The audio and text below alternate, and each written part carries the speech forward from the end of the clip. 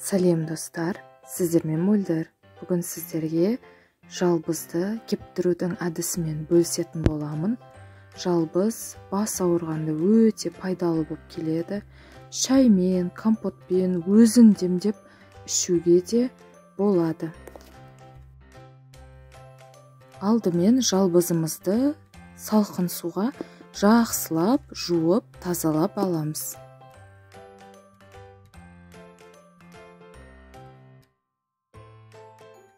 Өз қалауыңызша орташа көлемде барлығын турап шығамыз.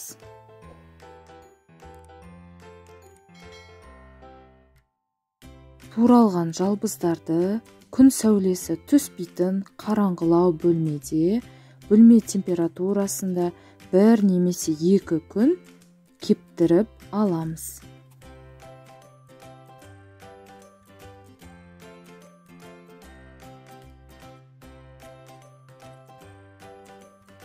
Менде 2 күн кептірілді.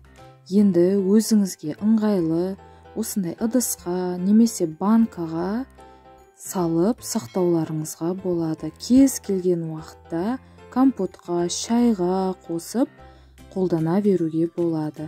Жалбыздың адам ағзасына пайдасы өте көп. Міндетті түрде жасап көріңіздер, сақтаңыздар. Видео ұнаса, лайк басып, комментарий жазып, каналыма тіркеліп қойыңыздар.